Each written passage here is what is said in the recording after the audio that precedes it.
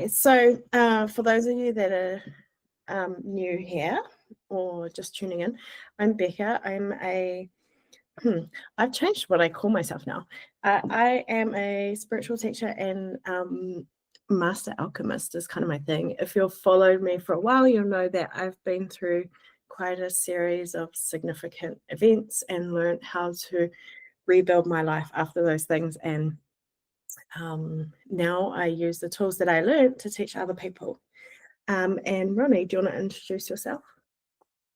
Yes, I'm Ronnie, and I am a clinical hypnotherapist and breathwork facilitator, but at the moment I'm sort of just a mum to 4 babies, and it's school holidays and stuff, so life. I forgot about the part that it's school holidays, so that didn't even cross my mind when we planned this call. It's all good. I sent my hubby out with all 4 of them to go play golf. Oh, good. I was like, see you later. He's a champion hubby.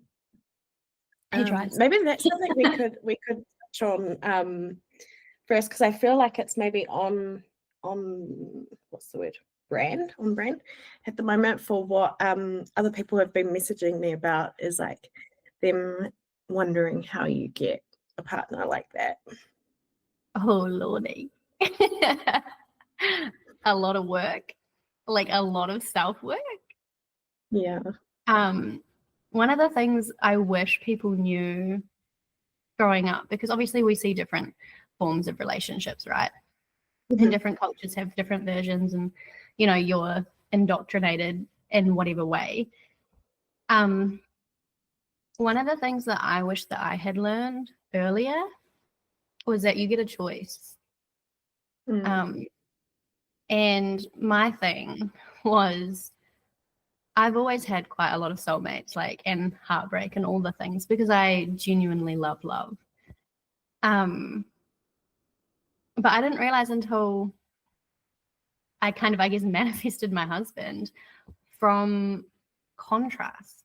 So it was all the things I didn't want, all the things that were lacking in other partnerships, or, I had to go through a lot of karma to clear what I actually wanted. I didn't know. I was a mum at 21, which I guess here in New Zealand is kind of normal. It's no major. But when you think about in America, you can't drink until 21. I'm like, what? Yeah. So yeah, I think it's the contrast. The contrast of what you don't want is actually the benefit to then what you do want coming in. And it takes time. That prefrontal cortex has to evolve. And, until you're about 27, I tell my kids, you're still learning. Yeah. And even after that, you're still learning. And I think I so resonate with what you're saying about having to know what you don't want. Someone said New Zealand was R21. Is that the alcohol age at one point was R21? Yeah, so I think with my own experience, I had to go through a lot of patterns and realize a lot of cycles before I realized the pattern. So in my own experience, it was the pattern of always choosing people who needed me because I needed to be needed in order to not feel like they might abandon me.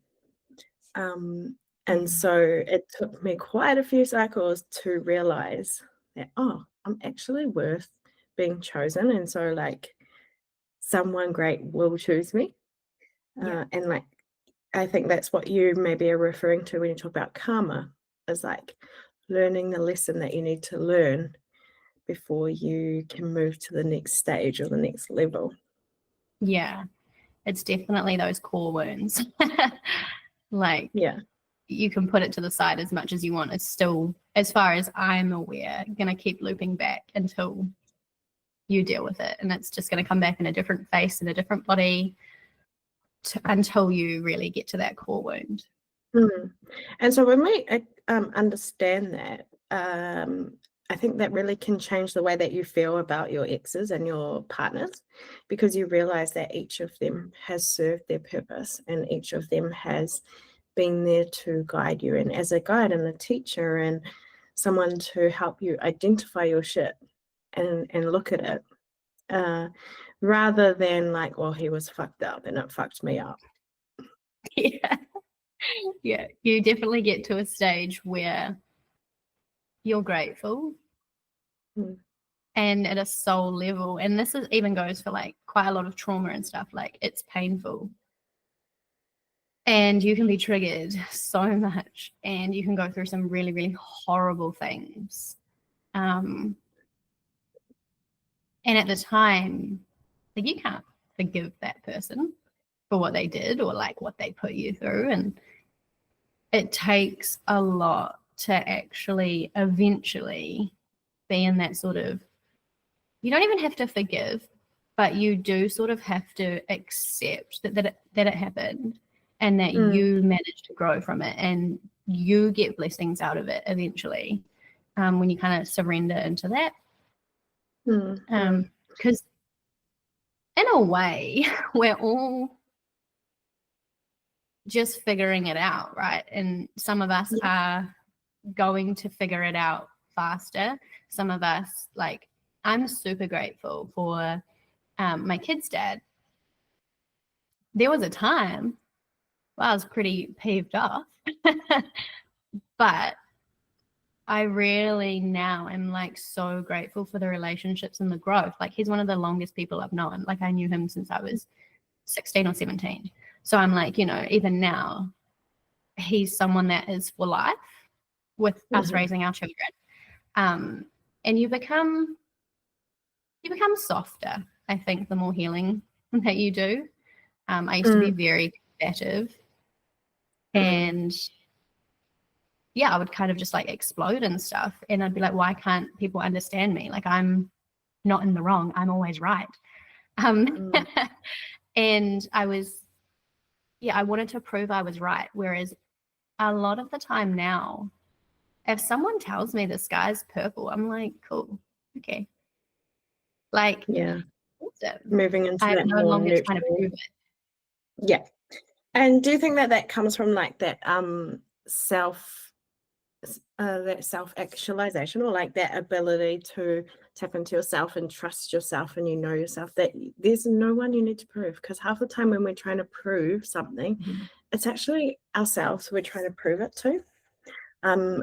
Someone said, "Kia ora, my sis Ronnie and Beka." Hi guys. Yeah, so Sean, hi. I think it's that thing of when you have really tapped into yourself and you're no longer trying to prove yourself to yourself, then you can be less combative with other people. And something I just wanted to add on about when you were talking about forgiveness. I think like Western stories around forgiveness is very about like you forgiving the thing of the person, right? But and it's about like releasing the anger. But how I've gone on to understand it is that it's forgiving ourselves and creating that alchemy internally.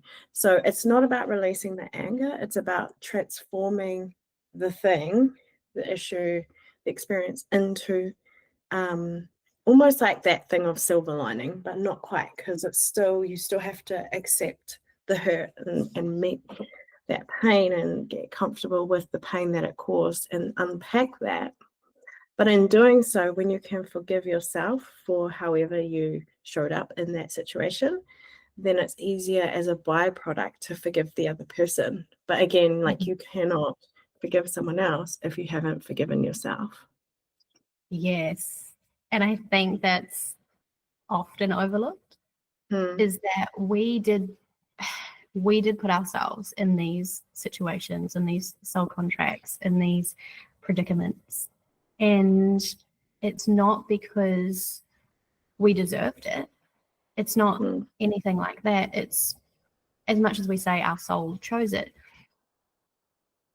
what our soul knows that our human doesn't know is that words won't teach you.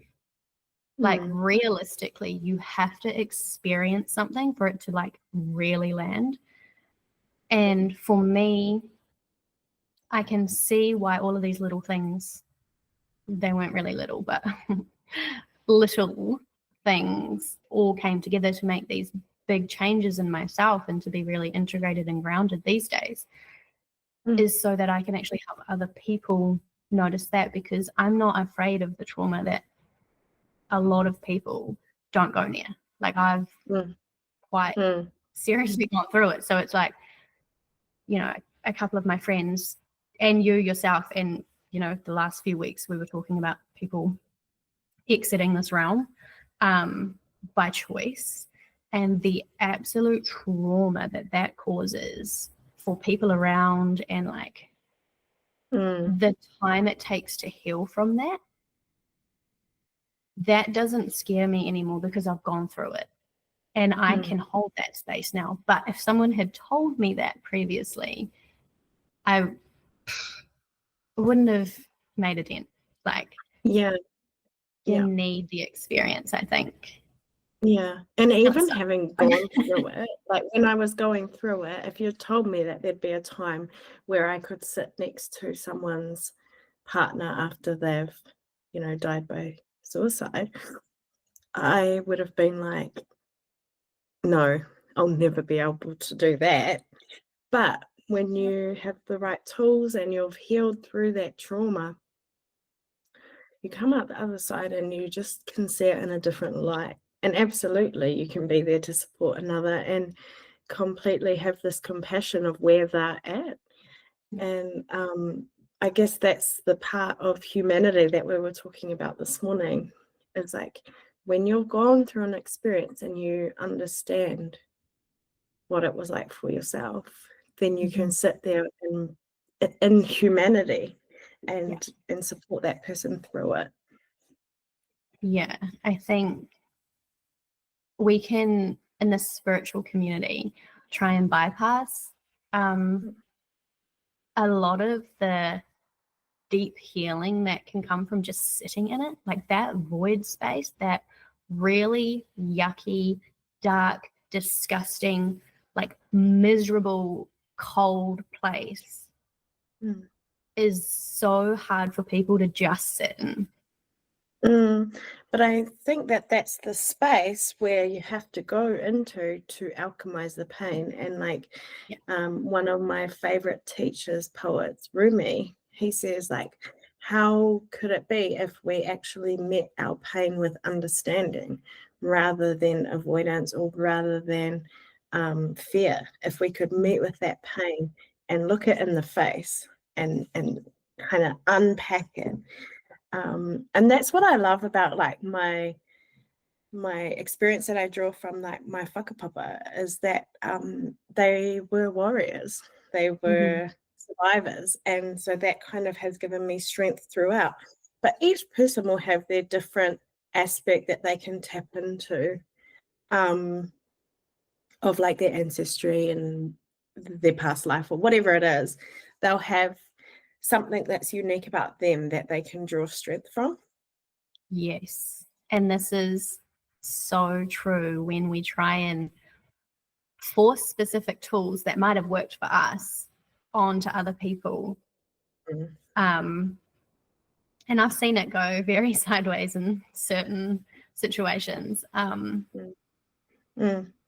Yeah, I think definitely once you have the tools for yourself and you're able to trust that what you've been given to process has been given to you because you can, in a certain way that is going to change you, it's going to change the people around you, and potentially you can help other people with it. Like it's not all in vain. It's not like. So I guess to put it in like a less vague theory form, like if to put it in an example, would be like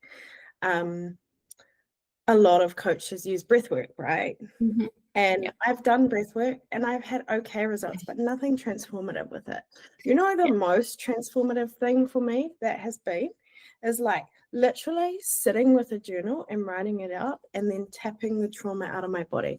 For me, that was how I had the greatest transformation. And then I know other people that like breathworks change their lives. So it really is about, I think it's possibly more than one thing. The first thing being what works for that person and how they're designed and how they're built, but also where they're at on their journey. Perhaps at the times when I tried breathwork, I actually wasn't ready to be fully cracked open.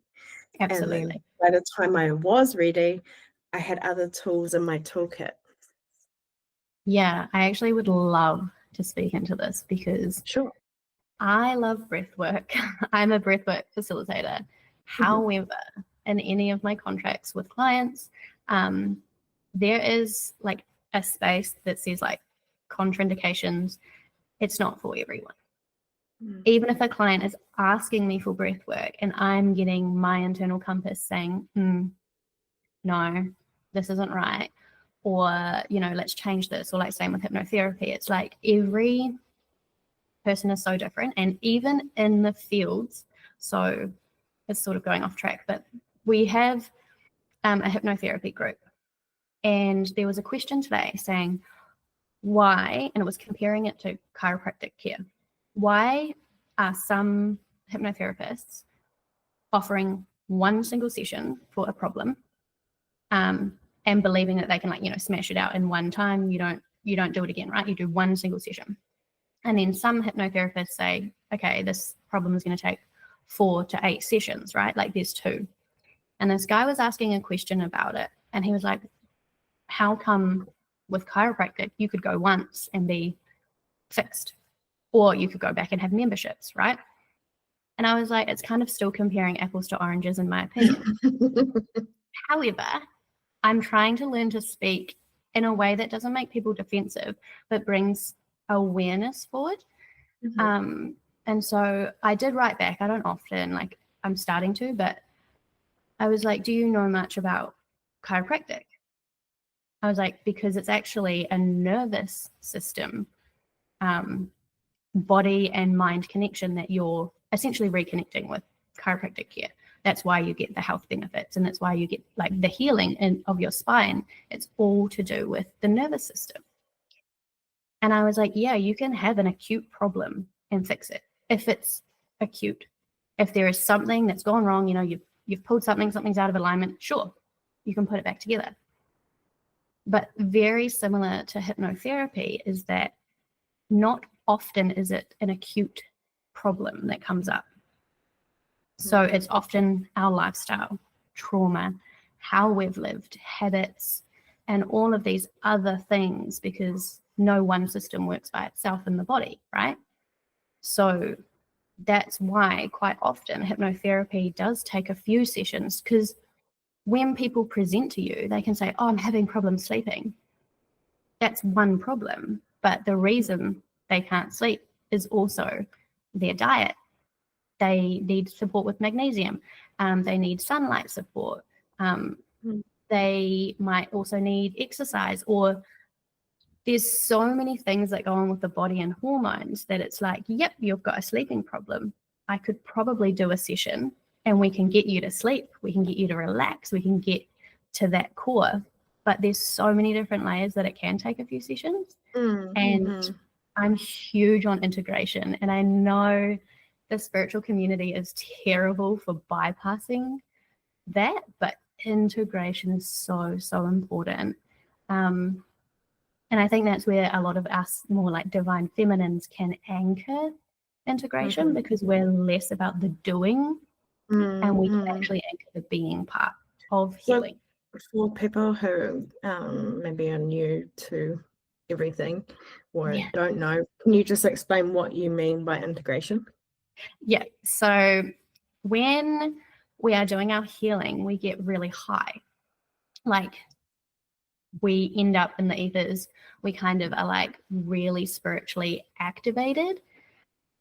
And I learned this the hard way, is that you've actually also got to come back down and then bring it down into the earthly realm where we're living, you know, having your cup of tea and actually living, doing the dishes and putting your feet in the grass. Like it's more than just a hippie little take on it. Like, oh, just go put your feet in the grass. No, like really, go put your feet in the grass, ground in. It actually also helps with your biofield, and all the like free radicals in your body get taken up with the electrons from the earth. So it helps on a scientific level, but it also helps on the spiritual plane to actually anchor what you're learning, because otherwise you're off in the clouds. You have an open chakra, crown chakra, and you will just get bombarded indefinitely because you haven't learned how to close it off, how to tell spirit, no, this is my human time. You haven't learned boundaries. You haven't learned how to command your boundaries. You're open to all of these spirits and entities and beings, and you're a target when you're awakening. And it I really went feel off. But yeah. Do you think sometimes too, I think integration happens differently for different people, and like certain people's design, like my human design, all of my channels to the above is like fully open. There's nothing defined.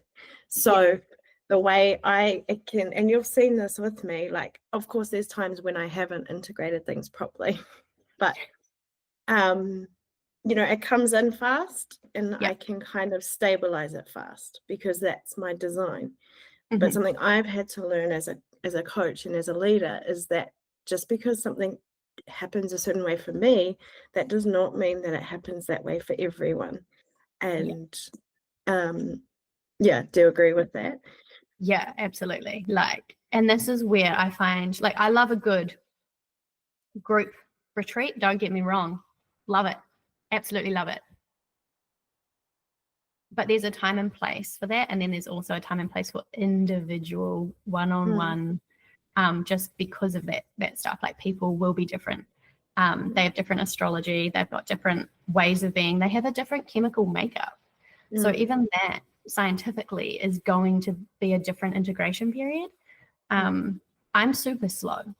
Like, I took so many years of like the dark night of the soul, and like, you know, at the time I was a single mum, so obviously I still had life and children and like problems that I was dealing with, and so it took me a lot longer to understand to this depth that I now do. Whereas you, it was like a year or two and you were like, boom, and I was like, what? Am I just bad at this? Like, no, I think it's just different people's designs. I also think that things speed up, and the other thing that's different is the information available to us, right? Like I had you to like lean on for support, and like there was TikTok and YouTube, and there was just like a plethora of information, which I also did and didn't dive into. You know, there was times when I just wouldn't watch anything because I needed to really anchor into self. But I think that goes for saying as well, like none of us are like more advanced or better. It's just that the information we're tapping into, and I really do believe things unfold as they should. And this is something you and I were talking about earlier in the week. I had said to you that when I was 19, I had a life experience that I knew had happened to me, and I kind of wanted to unpack it with tarot readers at the time, and no one really wanted to go there with me with this experience. And I kind of, you know, I guess I maybe I don't think I did push, but anyway, they went and they basically turned this life experience into something else. And they told me that it was past life, and that I had to heal this and do this and do this and do this because it was from past life. 10 years later, I had like very clear, vivid memories of this exact life event. And I went, oh my gosh, I was right. Like, I was right at 19. Now I'm 29 and I'm remembering what happened. And I've just spent 10 years trying to heal the thing because I'm thinking in my head that it's past life. So I've got to like forgive. I've got to like make space. I've got to like heal this wound. But my nervous system was saying like, no, this is a thing, this is a thing. And so, yeah, I think that's where you and I were talking about as leaders, teachers, spiritual people, we can very easily misguide people. And so one thing that's important to me is, and I know to you, is to really teach people to sink into their own truth and their own knowing. Because again, our designs are different, our experiences are different, and what we look back into will give a different light on the problem or the experience.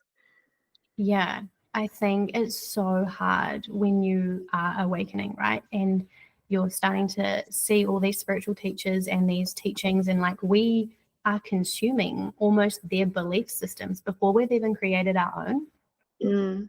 And that's like back when I was looking up like, oh, embarrassing. I used to look up like all the like twin flame journey stuff because my journey was interesting.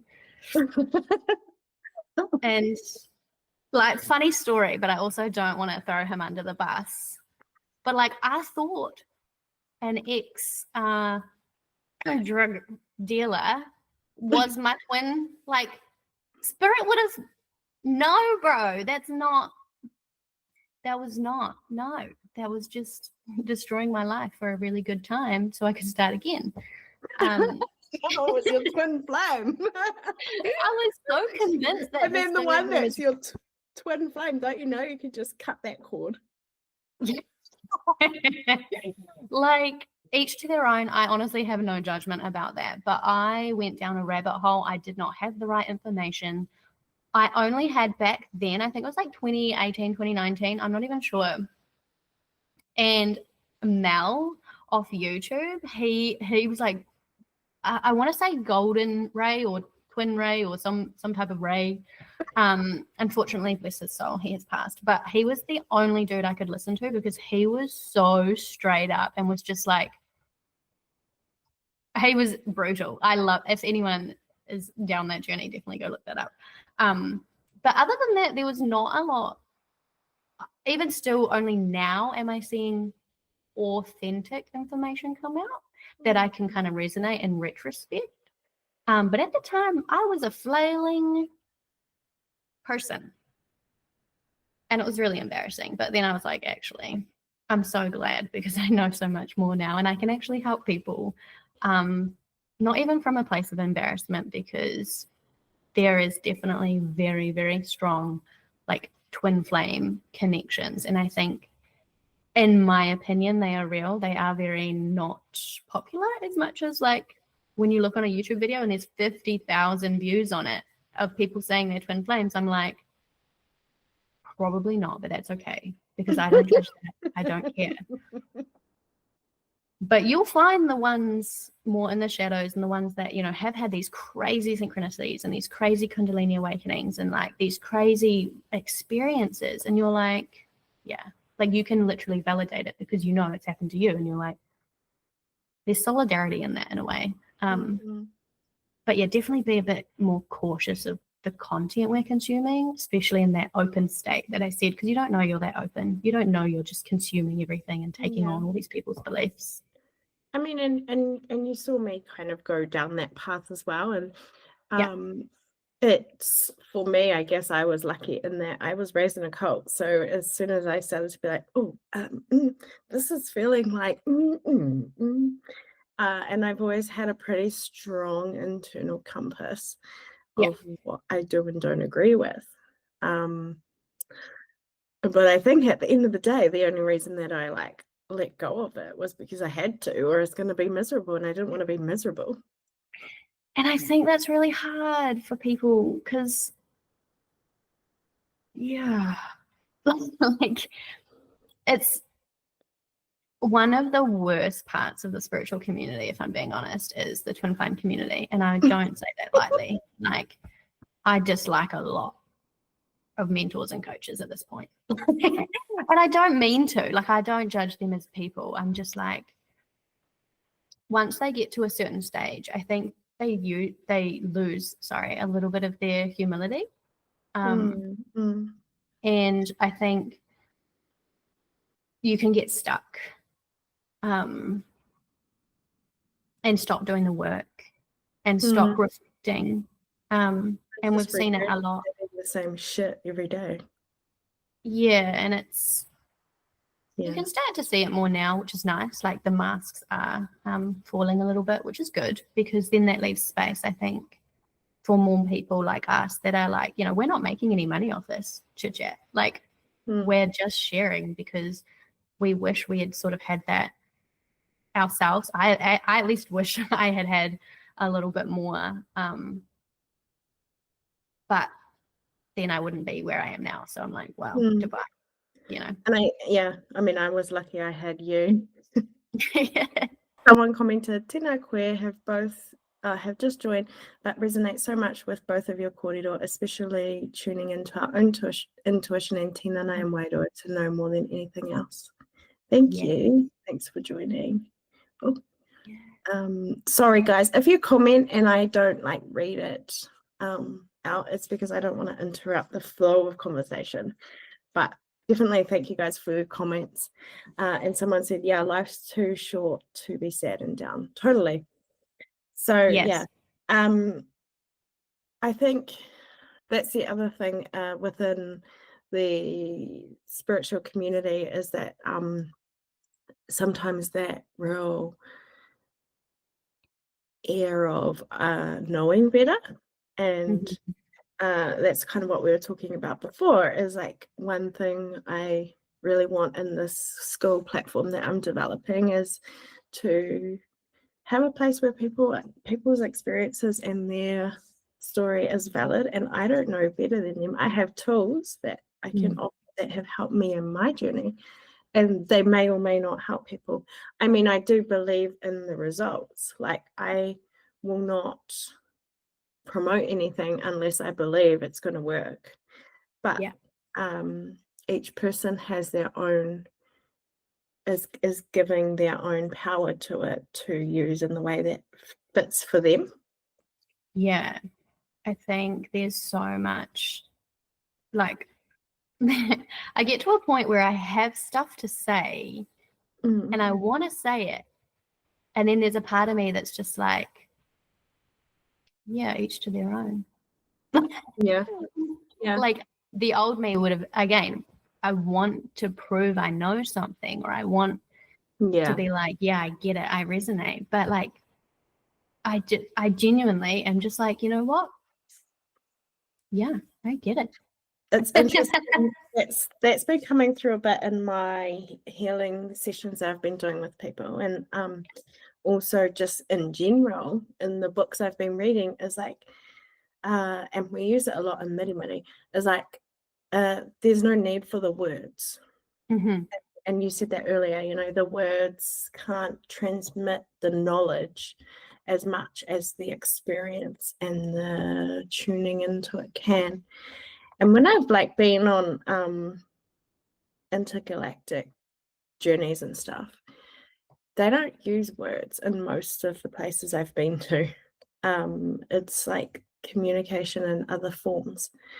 And I haven't really talked about my intergalactic experiences anywhere, actually, because they're very unusual. But I am just kind of coming into this similar understanding that like words are great and they have their place, but also they fail a lot of the time. The amount of miscommunication that goes on is wild, eh? Yeah, I think I'm really annoyed at myself that I keep saying I think, but it's almost a safety mechanism that I use myself because I can only share from my perspective. I can only share from my opinion, which is not going to be the same as everyone else's. So I will try and not say I think, but there is an understanding that we ourselves gaslight our healing journey. And it can be really reflected from other people gaslighting us back instead of trusting that non-verbal connection, like just that bodily knowing.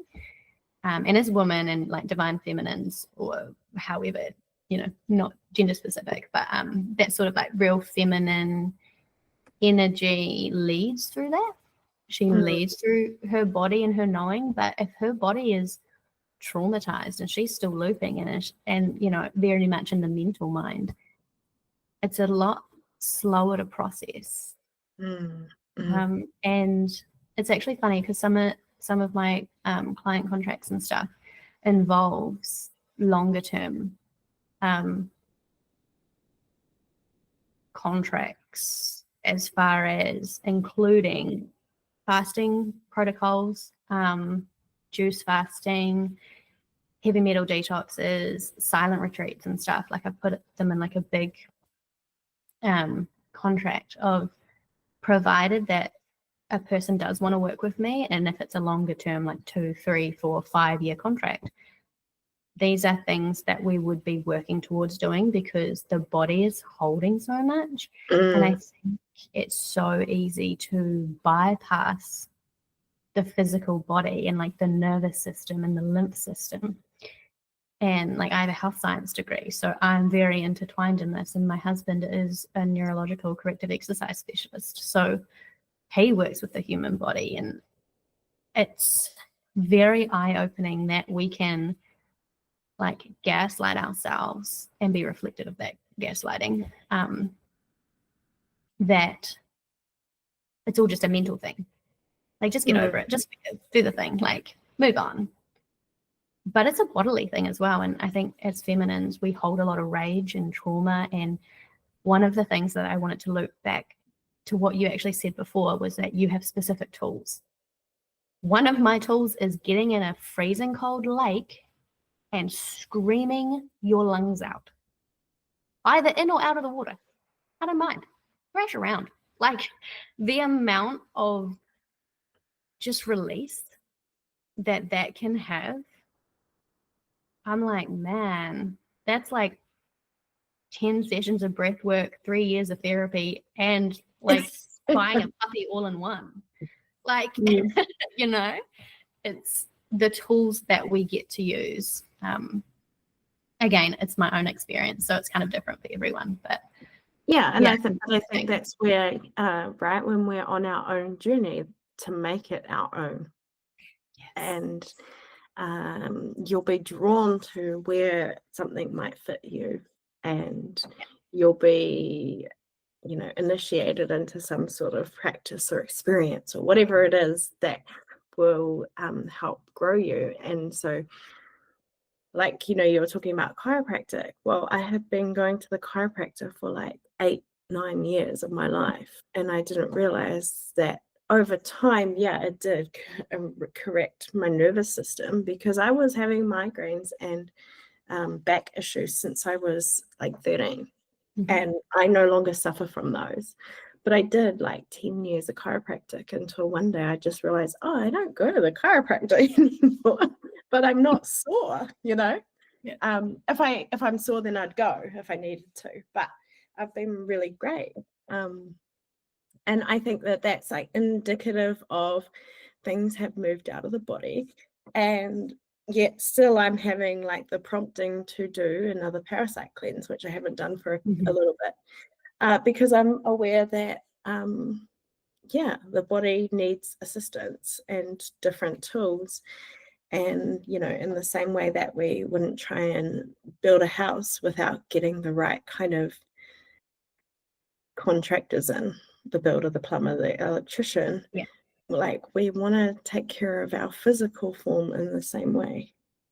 Yes. And it's so funny because I really don't like conflict, but I have a shadow side of myself that gets really frustrated with injustice. And example, again, can only speak from my experience. There was, I see a lot of injustice in quite a lot of the spiritual community, the mainly men coaching us and teaching us, and like we're feminines, so we're not going to necessarily resonate with that specifically. However, the other day there was someone, I won't name him, but he was basically telling women in divine feminines how to be more feminine by mum shaming them and like just small things, right? And I just, again, politely try and bring stuff to people's attention without necessarily causing any defensiveness or like attack or anything like that, because I know I used to do that. I've wanted to be right in the past. But now I'm a lot more compassionate and have a lot more humility, being like, okay. But anyways, I did just point out like a few things, and he replied super defensive because I said, about qualifications in order to say stuff or share stuff, and he was all like, I never mentioned you in the comments specifically, it wasn't about you. And I was like, okay. And because I just mentioned maybe he wasn't not necessarily qualified to be attacking women about stuff. He's not really a woman. I don't know. And his defense was he has 4 children. So well, at the end of the day, it all just comes down to opinion, and a lot of opinion lies anyway, even the opinions we have about ourselves. Exactly. And I was like, okay, cool. It's like, but it was just interesting that he was happy to like re-attack me publicly and say he only respected his wife or the children he created. And I was like, but this is exactly why you're not qualified then to talk about the divine feminine in the way of your masculine man telling women how to be divine feminines. And it doesn't bother me. It makes no sense though, because if we sit here and told men how they should be more manly, people would like fucking rip us open. And this is where I'm like, I love a good chit chat. Like, I'm not afraid to have a really healthy debate because we all have different perspectives, and I can genuinely respect every single person. Like, I'm like, okay, cool. Like that has come from life as well as past lives, as well as like, I'm not God. I have absolutely no idea what I'm doing. But it's, again, I'm humble enough to know that. And so when I see these interactions, or like, I just was like, for comparison, I wouldn't scream at a 3-year-old about toilet training. Like, like the delivery matters. You know what I mean? Yeah. You want to be supportive. You want to, Yeah. So yeah, I just find a lot of them at the moment aren't as supportive as far as teaching you to trust yourself, to trust your body, to like, that would have been, for myself, I took it as a really nice reflection that actually I do know what I'm talking about and I can validate myself, and I am really proud of myself for that, because I used to be a people pleaser and I used to hate conflict. I just wouldn't say anything because I'm like, people don't get it, they don't understand. And I'm a very logical kind of person. Like, I love the mind and science and body. So it's really, I think I've become more accepting of myself, which means I can by default accept others where they're at from now on. Yes. Which is really nice. That literally is key, is the self-acceptance. In the same way that you can't forgive someone else if you haven't forgiven yourself, it's really hard to accept someone else when you haven't accepted yourself. And so like, if you're pushing uphill with yourself all the time, you're going to be pushing uphill with everyone else. And going back to the people pleasing thing, it's quite funny because I was having this similar reflection on the weekend. My partner, he had like changed the plans last minute, and that's fine. Like, I'm usually very go with the flow, but I was upset inside, and that's fine too. And in the past, I would have just like said nothing and been like, it's fine, it's okay. And then, he came around the next day and he talked to me and he was like, how are you? And I was like, actually, I'm disappointed. I was like, I'm not like trying to blame you or make you feel bad. I'm just saying how it felt for me. And I like pretty much just laid it all out. And he was like, whoa, that was brutal. And I was like, wow, you know what? In the past, I've kept all of that locked away. I haven't shared how I felt from early on. And then when it's time that I'm not coping anymore and I want to share my thoughts and feelings, it's not welcome. So I was like, better start on the right foot, you know? Yeah. And this is where that conscious relationship comes in. Yeah. And that knowing that kind of what I present him with, he can handle. And if he can't, he knows the tools to like take himself away or like say the right thing in the moment so that it doesn't blow up. And like him and I have never had a big fight yet, and we're still early days. It's like, you know, still early days and we don't live together. But what I'm noticing is that both of our ability to go, okay, I can sense this. I'm just going to pull back and give you space. Okay, I'm feeling this. I'm just going to withdraw and reflect on that for a minute before I actually talk about it. But there's no like combativeness in our relationship. And I think that comes down to that I no longer want to fight. Like I used to want to fight again to prove myself. And I'm at this stage of my life where I'm enjoying serenity and peace. And so I'm able to meet a partner who enjoys the same at the middle. Yeah. Yeah. And there's so much conflicting advice out there when it comes to our conscious relationships that we are in, where they used to tell you that you used to have to heal to manifest this man or this woman, or, you know, you would have to almost be like perfect. And that's just not true. Like the reason why they come in is to help support you. You help support them. You're still growing. In my marriage, it's a lot less chaotic than what it was when I was younger, and a lot less explosive, and a lot less like, it's a very grounded, I'm still growing, I still have issues, like, you know, but the way in which we handle it is different. And you don't have to be healed to be in a relationship like this. Like you can actually be ready for it and call it in. So yeah, and I think this is where there's just, again, so much conflict around the information that's out there. But yeah, I think conscious relationships are becoming more prominent, which is amazing. Obviously, no one's marriage or relationships are 100% guaranteed to like work out, right? Like you never know what's going to happen. And I think once you kind of surrender to that and you're like, I'm going to be okay no matter what, like I've got me, I trust this internal compass, I'm good, it becomes so much nicer. Yeah. And the other thing, you know, you talk about calling it in, at least in my experience, I did call them in, and they met me where I was at. So like, you obviously you attract what you are, not necessarily what you want, because sometimes, at least I didn't know what I wanted.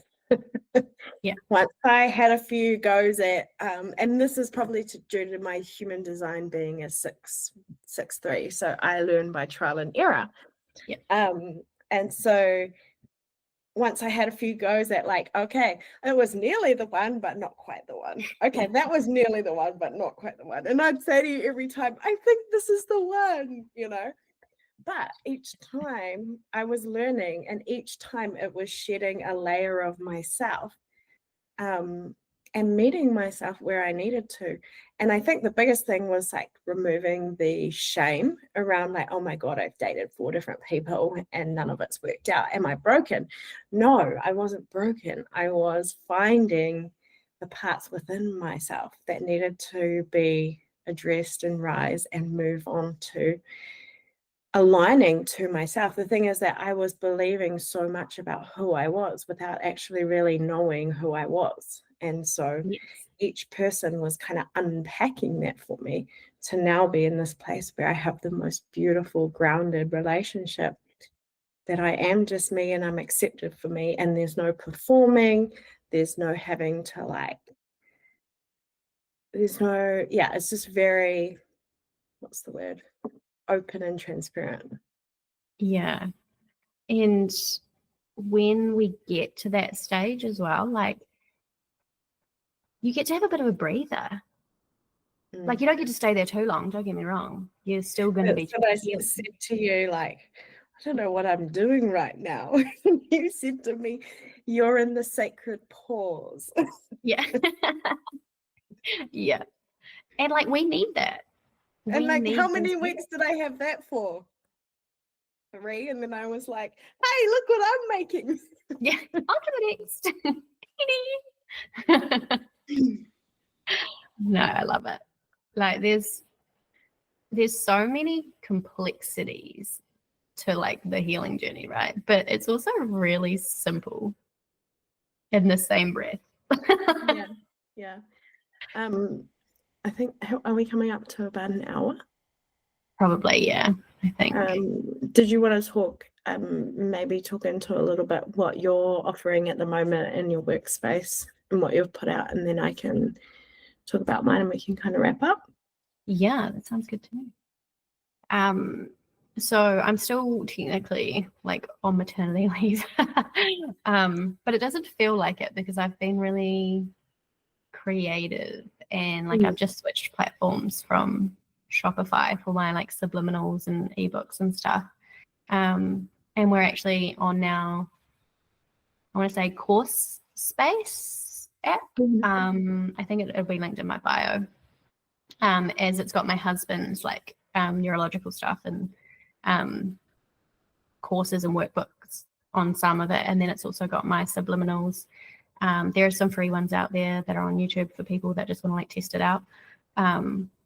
But I'm really huge on subliminals as far as being like a hypnotherapist. I do think repetition is what's really going to train that change. Which then that is what you are. You know how I was saying you attract what you are. Well, the subliminals help to transform you to what you are, right? Yes. Like I did subliminals, and this is a really funny story. I actually started doing subliminals just before I met my husband, and they were like about calling in my person because I had been single for like well over 5 years. And I was ready at that point. I didn't want to do life anymore by myself. And I wanted someone to meet me where I was at, instead of just like looping and, you know, sort of being like in this trauma loop of like, I'm going to do it all by myself. And, you know, you get to a stage when, especially if you're a single parent, like you will just hit this ceiling and be like, I'm done. Yeah. I mean, I did the same. I called in my partner, and the same thing. I actually pulled them out the other day to show him because I said to him, you know, I like created you in my mind, and he's like, no, you didn't. I was like, read this then, and he read it, and his jaw just dropped, and he was like, what in the heck? I still have my notes that I wrote down, like he is this, he is this, he is this, and I actually read it out at our wedding. The only thing I missed out was he was already rich. I should have specified, not we're getting rich. So, oh well. But if anyone needs that reminder, put it in you. But yeah, so I do subliminals mainly. I'm not doing one-on-one hypnotherapy at the moment, but on the website there is more options. There's like a option for hypnotherapy recordings. They're not going to be as deep as one-on-one hypnotherapy, but you'd fill out the form, I'd go through it, and then I'd send you a recording that you can like listen to often. I don't Someone think I have commented, adds already rich to my list. You know, maybe actually I could create a little PDF downloadable, I think, of like our mistakes and what to do things to consider when you're writing your list of like, literally all I did was wrote a list, and I wrote everything about the person that I was dating. Actually, no, it was everything about my twin that I loved, and included that, and everything about my twin that I hated, and put the opposite of that into the subliminals. Yeah. Well, then my twin ended up way over in Timbuktu, and Sam came in. Like, yeah. I think it is funny. Well, like, healing can be fun. Like, advancing your life can be fun. It doesn't have to be so serious. It can be really simple. And it's like, what do you want? And that's literally brings it back to the contrast conversation that we had at the very beginning. Your contrast and your like disappointments and, you know, your letdowns and your like karma and all that stuff, like that is like the golden nugget that you then get to create from. Like, so yeah, that's me in my opinion anyways. I love it. So I've just switched all of my stuff over onto a different platform, and I am now offering a monthly school subscription, so people can come and learn from me. And because one thing that kept coming up was that I have this freaking amazing course. It's very transformative and it's had amazing reviews, but cost was a barrier. And truthfully, maybe I'm not at that place of being able to teach people at the level that can afford a higher price. Does that make sense? Yeah. So kind of I was like, well, maybe when I asked the community what they wanted, they all wanted a monthly subscription. So I kind of had this idea, well, why don't I just do a monthly subscription and they get access to my school? And so then that way they can access it, and I'll start at a certain point in the courses and go through them throughout the year. So they can sign up to my school for the month and get access for that month. And if they want to go through each course, they can. So that's kind of what I'm doing. And then there's also access to a 30-day reset, which I'm about to do. So week 1 we're going to be doing observing. Week 2 is about self-compassion. Week 3 is about self-remembering, and week 4 is integration and Integration.